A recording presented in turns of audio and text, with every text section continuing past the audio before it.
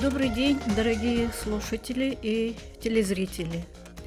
В студии четвертое занятие по проекту общественного движения «Трезвая Якутия», четвертое занятие по трезвости. В студии Валентина Комиссарова, врач, переводчик и магистр филологии, а также режиссеры Мария Новгородова и Михаил Эверстов. Итак, мы начнем. Если вы помните, я начала первый урок этого проекта, и мы говорили на том уроке о теории программирования по Геннадию Андреевичу Шичко. Именно он выяснил причину употребления алкогольных изделий, хотя люди прекрасно сознают, что наносят при этом вред организму. Люди являются программируемыми существами, поэтому они очень легко воспринимают опыт окружающих людей и все это воспринимают как за истину, начинают употреблять. На втором и третьем занятии из уст Анастасии Дмитриевны, кандидата медицинских наук, вы узнали о том, какие органы, какие системы, буквально все поражаются у человека.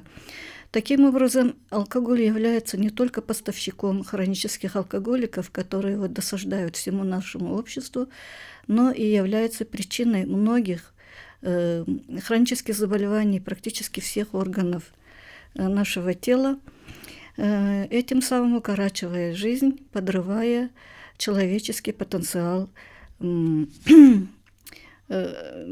страны, то есть подрывая безопасность страны, потому что человеческий потенциал – это главное богатство страны, да? Поэтому мы сегодня поговорим об этой проблеме немножко с другой точки зрения.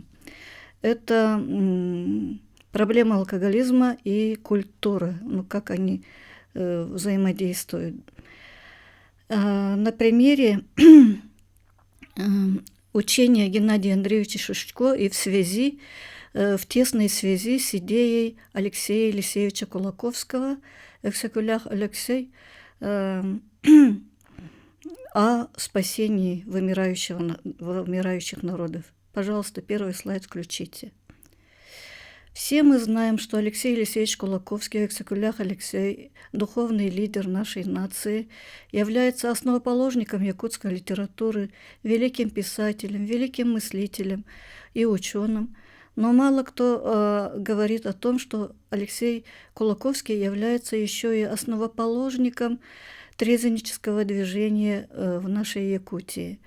Так, подключившись к мощной волне второго трезвеннического движения по всей России, которая была начата еще прогрессивными русскими интеллигентами того времени, в том числе Львом Николаевичем Толстым и многими врачами, он организовал первое в Якутии общество трезвости в селе Чурапча.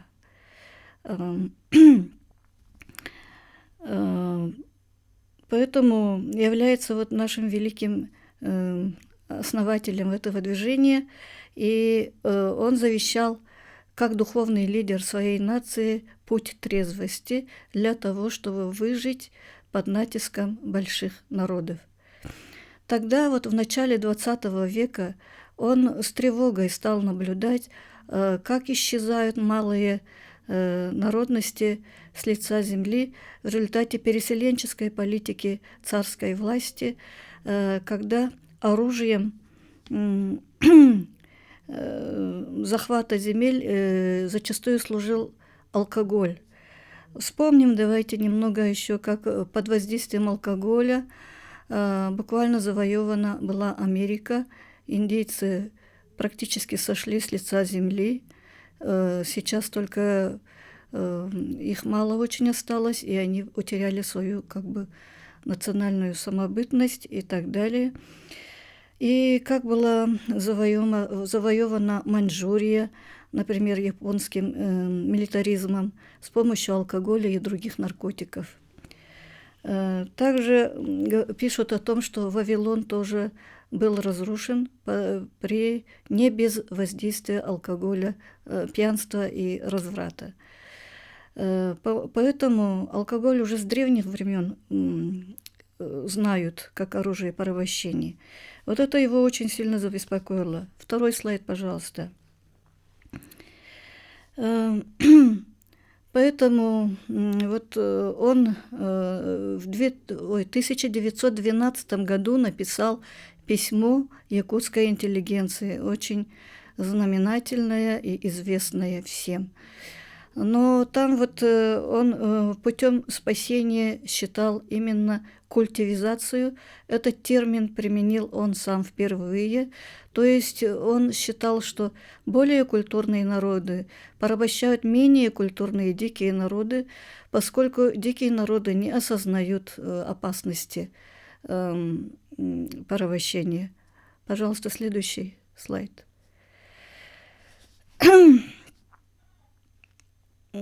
Так, здесь он пишет о том, вот вы видите список многих народов, которые он перечисляет, которые уже исчезли с лица земли, и пишет о том, что мы, якуты, пока еще не убавляемся в численности, но, однако, вот с появлением, с распространением пьянства очень сильно, поразительно становимся слабее и хилее. И нам уготована та же участь, если мы будем дальше пьянствовать. Дальше он говорил о чукчах, которые тоже пока еще существуют, пока еще не сильно вымирают, но он пишет о том, что их уже начали сильно спаивать американцы и русские, так что вот ядовитое дыхание этих народов, великих народов, сотрет с лица земли и их. Дни их сочтены, он пишет. Еще интересно то, что он жалеет еще и киргизов. Киргизов оттеснили из своих исконных их земель переселенцы с Южного Урала, но он тут пишет о том, что их пока спасает их религия, запрещая употреблять алкоголь. Дальше, 4-й слайд. Так, вот некультурные народы, они подвержены, значит, существует для них опасность от порабощения культурных стран. Следующий, пожалуйста, слайд. Да, еще я там хотела сказать, что вот почему это так опасно, когда употреблять начинают в массовом количестве инородцы? Потому что, говорят, они, как менее культурные народы, просто не знают опасности этого зелья. И как же это вот расходится сейчас с нашей теорией культурного потребления, в кавычках я беру, которая говорит о том, что вот научим давайте всех людей употреблять культурно, и тогда алкоголиков не будет. То есть, по мнению Алексея Елисеевича Кулаковского, употреблять алкоголь и быть культурным – это как-то не совмещается.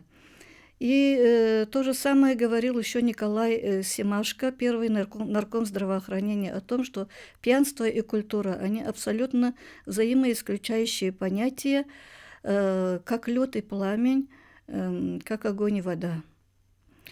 Этого знать очень твердо всем, каждому. Ну, верните, пожалуйста, слайд о буржуе, о пьяном буржуе.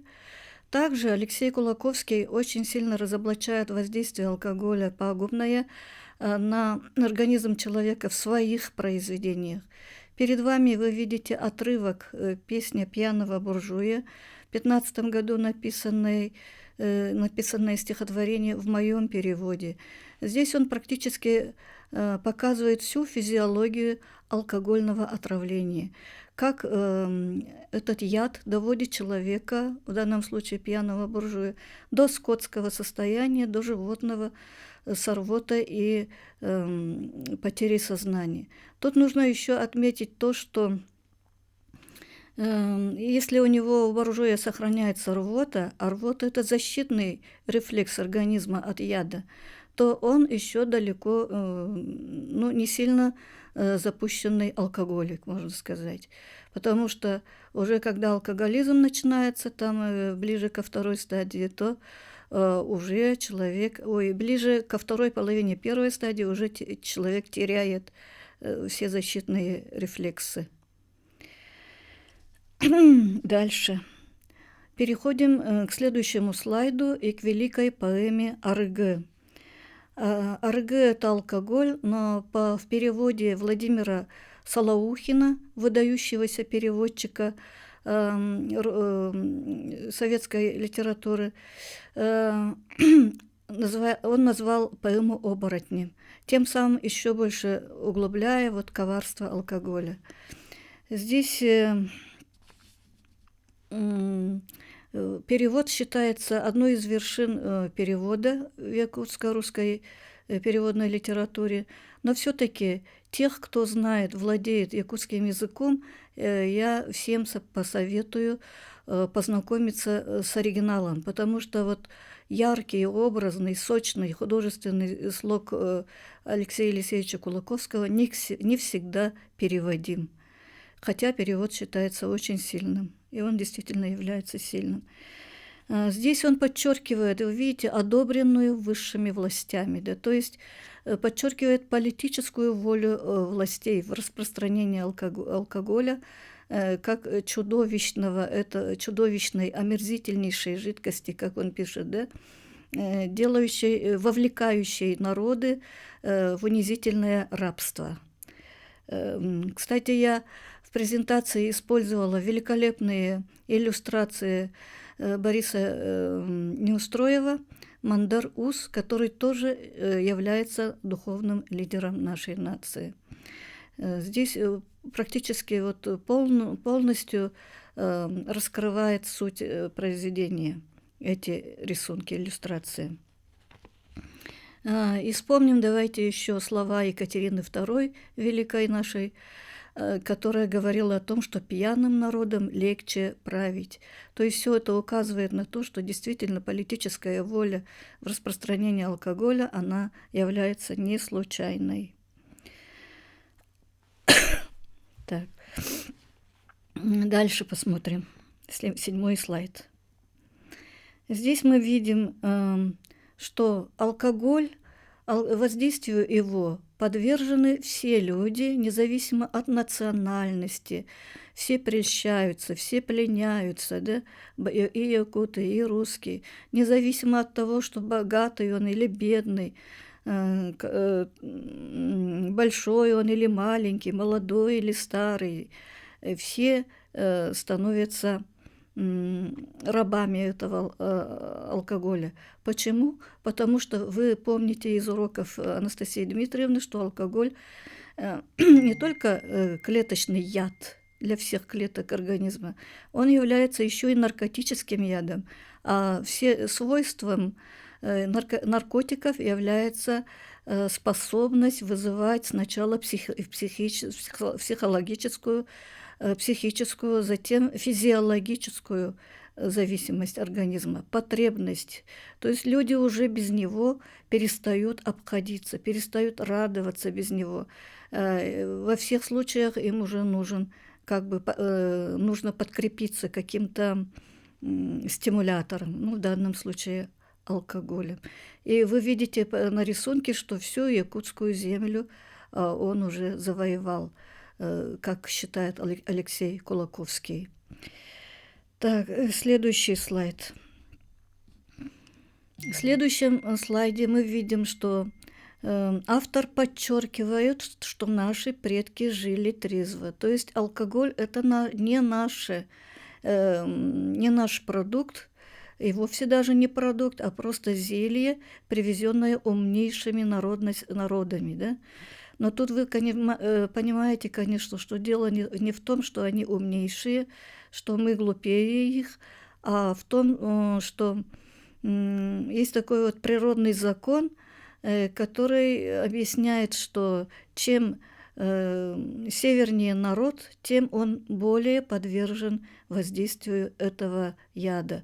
Поскольку на северных широтах никто никогда не выращивал виноград, никто никогда употреблял его ни свежего сока, ни забродившего сока, который потом становится вином.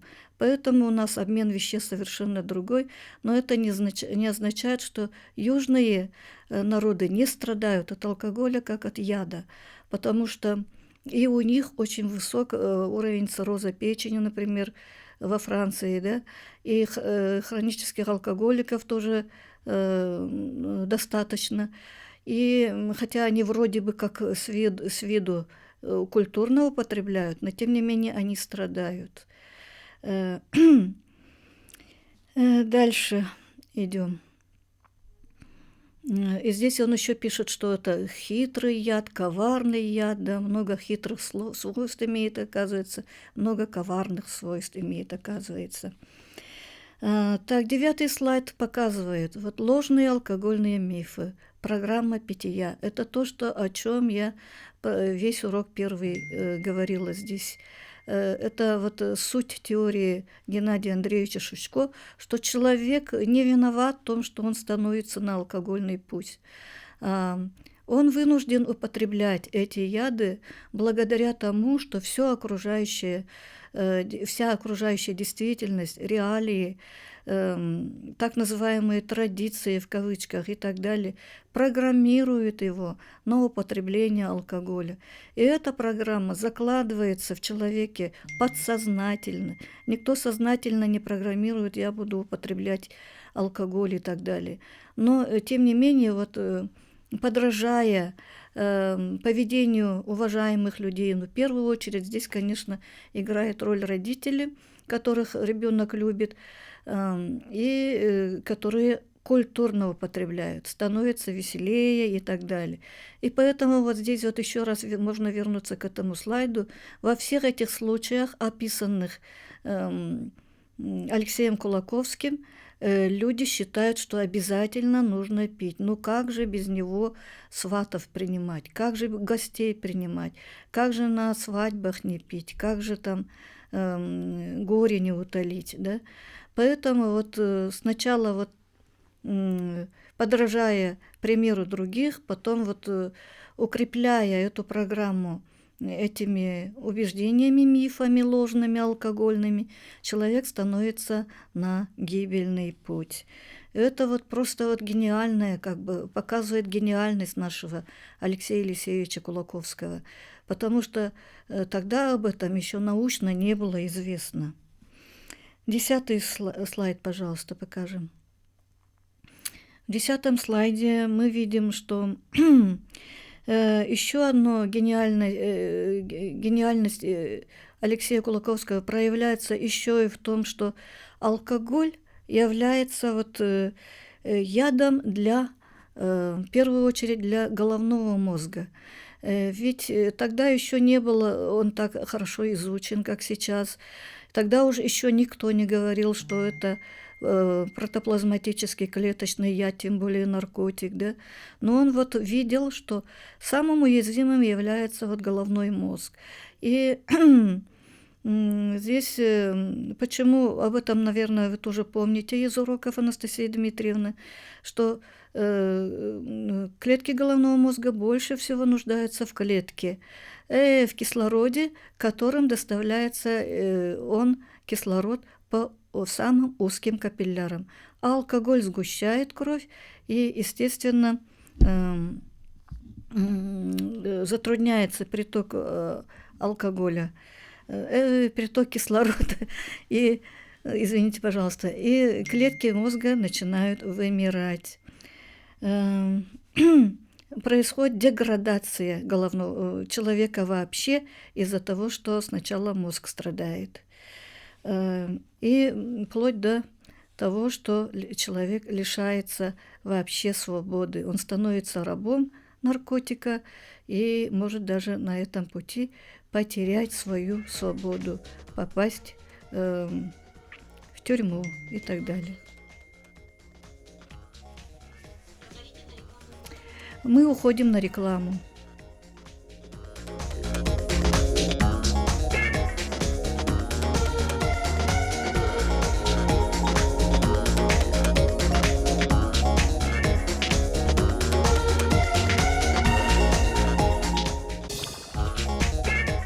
Вернемся в студию и продолжим наше занятие. Следующий слайд, 11, пожалуйста. Здесь мы видим, что Алексей Алексеевич Кулаковский говорит о том, что алкоголь является ядом, независимо от его крепости, и будь то шампанское или вот кончая спиртом, независимо от его красивых названий. Вы, конечно, все знаете, что в какое-то время у нас вот пиво было вычеркнуто из списка алкогольных изделий, и к нему стали приобщаться и дети, и женщины, что вот вызвало всплеск алкоголизма в 90-х годах. А Кулаковский еще тогда об этом говорил. Так, и то, что алкоголь называют всегда красивыми названиями, это просто рекламный ход. То же самое относится и к шампанскому детскому. Потому что дети, открывая это детское шампанское, чокаясь, произнося тосты и так далее, уже готовятся к приему настоящего алкогольного изделия. Здесь Кулаковский называет 13 названий алкогольных изделий, подчеркивая, что все они все равно являются ядом, якуты падают замертво. Да? 12 слайд, пожалуйста. Давайте сейчас раскроем толковый словарь великорусского языка Владимира Даля. Как он определяет слово «трезвость»? Это здравая рассудительность, свобода от иллюзий и самообмана, он пишет. И, в общем, это очень правильно. Вообще у термина «трезвость» есть очень много наименований, то есть определений научных, но вот все вокруг этого крутится. Да? И здесь я хочу подчеркнуть, что определение трезвости дал и наш Карл Георгиевич Башарин, учитель всех наших врачей, академик, доктор медицинских наук, сам патологоанатом, навидавшийся за свою жизнь воздействие алкоголя на внутренние органы и всех социальных бедствий, который всю жизнь боролся за трезвость. Выгодное отличие его определения в том, что он добавляет такое очень существенное добавление, что нарушение закона трезвости ведет к вырождению не только человека, но и всего общества. И это очень-очень созвучно с определением, с идеей Алексея Кулаковского, что только путь трезвости является залогом фундамента выживания народа, не только выживания, но и развития народа как народа. Так, кстати, почему вот именно для северных народов сильно опасен алкоголь, мы об этом уже, я немного коснулась. Это все благодаря особенностям северных жителей Севера. Об этом выявлена закономерность учеными-сабриологами. Есть такая наука о трезвости, сабриология называется. И выявлено, что чем вот севернее широта, тем пагубнее воздействие алкоголя. Еще раз повторяю, да? И это очень быстро, очень своевременно поняли Норвегия и шведы и ввели уже давно вот законы трезвости у себя в странах. Хорошо бы нам тоже последовать их примеру, поскольку Россия является северной страной. И в России вот существует проект «Общее дело», которое вот действительно касается общей нашей беды, бедствия в государственном масштабе. Это проблема пьянства, спаивания населения, да, продолжающаяся в наши дни. Мы теряем больше народу, чем в горячих точках из-за алкоголизма. Не только из-за алкоголизма, но и из-за заболеваний, вызванных алкоголем. И из-за ситуации убийств, самоубийств и так далее, и так далее. И вот поскольку наша передача называется «Якут сегодня», я хочу здесь добавить о том, что именно сейчас идет заседание Общественной палаты, в которой рассматриваются вопросы об ограничении продажи алкоголя в городе. И сопротивление там ожидалось очень мощное, потому что мощно лоббируются производители алкоголя, для которых выгодна торговля алкоголем, да. Поэтому вот у нас все стопорится, все стопорятся еще ограничительные меры. И сейчас наши соратники бьются вот на том заседании. Пожелаем им успеха. Еще здесь хочу вспомнить Зою Константиновну Башаревну, доктора филологических наук, которая, долго изучая алкогольную тему в якутской литературе, выявила, что поэма «Аргы» Алексея Кулаковского является первым антиалкогольным произведением, которое с потрясающей силой художественного слова раскрывает все аспекты этой проблемы. Здесь действительно гений Кулаковского раскрывает и не только вот физиологический аспект, не только вред для организма, но и все социальные беды, психологические беды, политические и экономические аспекты этой проблемы. Поэтому это просто вот вызывает восхищение и продолжает изумлять. Потом это программное видение Алексея Кулаковского как будто бы полностью вот отразилось в учении Геннадия Андреевича Шичко, который, конечно же, не был знаком с этим произведением. Это только подтверждает гениальное пророчество Алексея Кулаковского. А метод Шичко является, мы уже говорили о том, что это одно из самых эффективных методов борьбы с алкоголизмом. Например, выгодное отличие его от движения анонимных алкоголиков заключается в том, что человек здесь, проходя курс по методу Шичко, становится осознанным, сознательным трезвенником. Он сознательно выбирает, основываясь именно на научных фактах, в течение 10 занятий перепрограммируя свое сознание на трезвость. И спокойно выбирает трезвость. Потом он абсолютно не чувствует себя ущербным каким-то, вынужденным воздерживаться от возлияний алкогольных. Да? А анонимные алкоголики, они приходят на свои собрания и говорят: я анонимный алкоголик такой-то. То есть они продолжают считать себя алкоголиками, то есть немного ущербными, не считают себя полноценными членами общества и вынуждены друг друга таким образом поддерживать.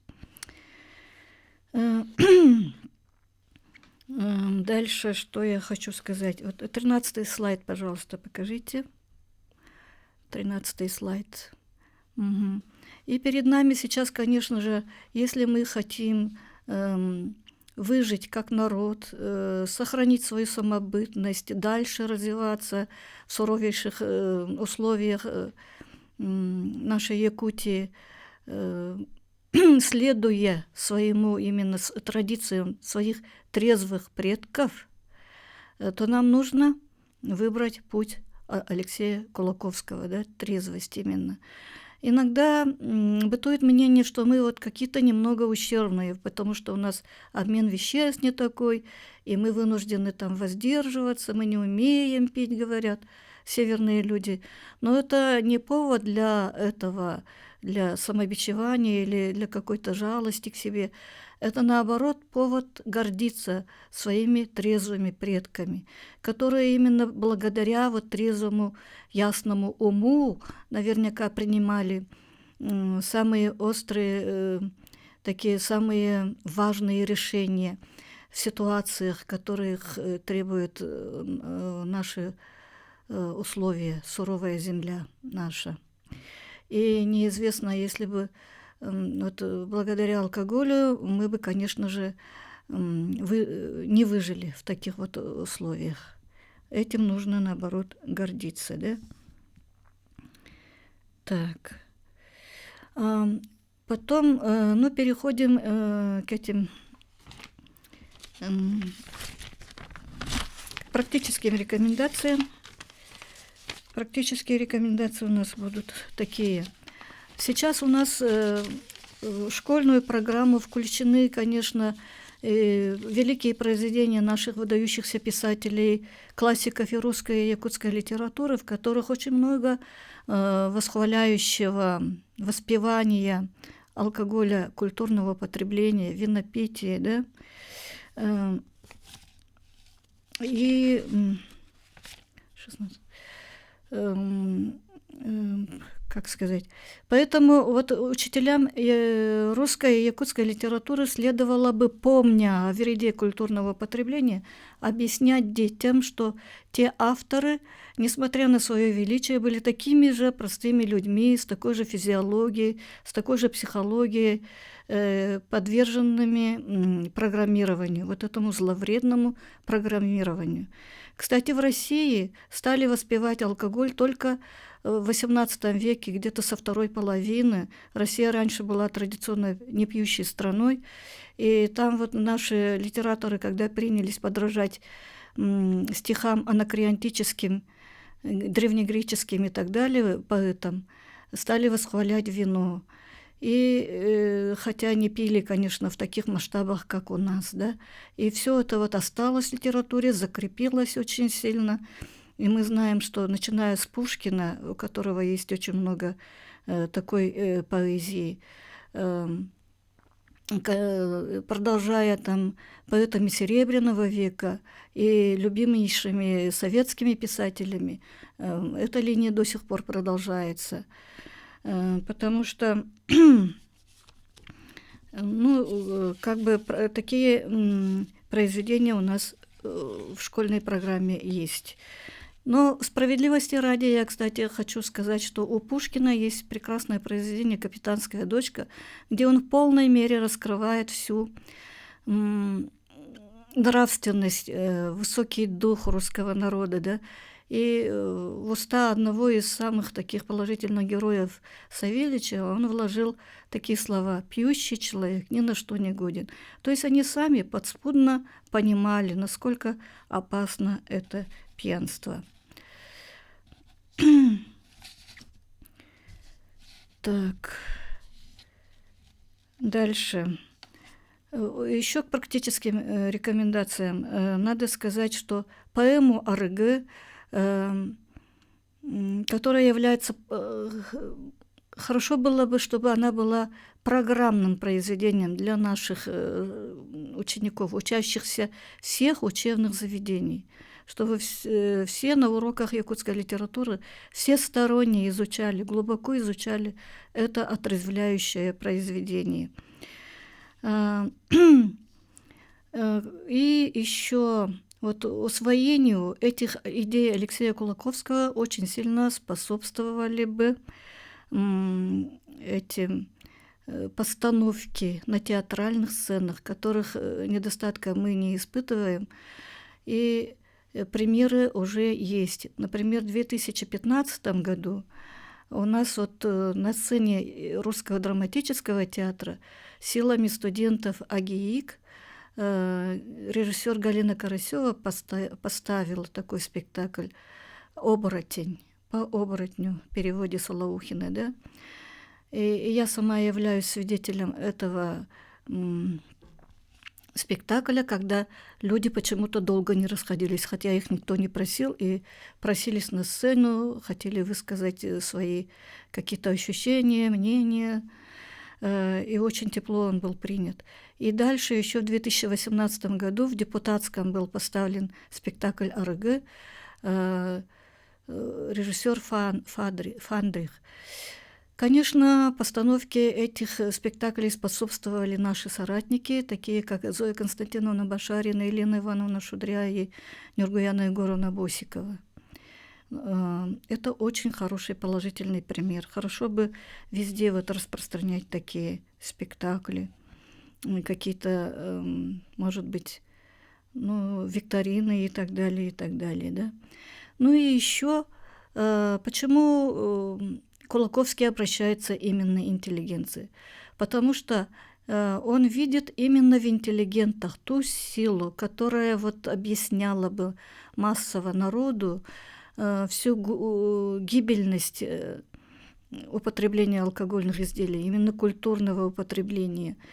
И сеяла бы наша интеллигенция семена разума, семена трезвости, естественной, возвращение к естественной трезвости, с помощью которого мы вот именно благодаря бы ей у нас бы пошли такие реальные хорошие изменения в жизни народа, во всей социальной жизни народа и для каждого человека, как для развития его полного потенциала. Так, ну давайте закрепим наш урок. Посмотрим следующий слайд, 14. Вот что дает нам трезвость. Трезвость – это мы должны ценить ее как природный дар, доставшийся нам от природы, от наших трезвых предков, и он сохраняет нашу свободу. То есть люди остаются свободными от рабства алкогольного. Кроме того, вспомним, что за решеткой в тюрьмах лежат уголовники, которые туда попали только благодаря употреблению алкоголя. 80%. И они отнюдь не являются все алкоголиками. Их мало кто может сказать, что они алкоголики, да? Мало о ком. То есть это просто обычные пьющие люди, которые под воздействием алкоголя потеряли способность управлять собой, которые бы никогда этого не совершили, и которые сильно потом очень каются. Как-то собирали подписи за трезвость, и очень много писем пришло именно оттуда. Так, давайте домашнее задание посмотрим. Домашнее задание такое для думающих наших слушателей и зрителей. Подумайте, если алкоголь, как и табак, являются наркотиками, почему же разрешена их торговля? Таким образом, я вам желаю трезвости и до свидания, до следующих уроков.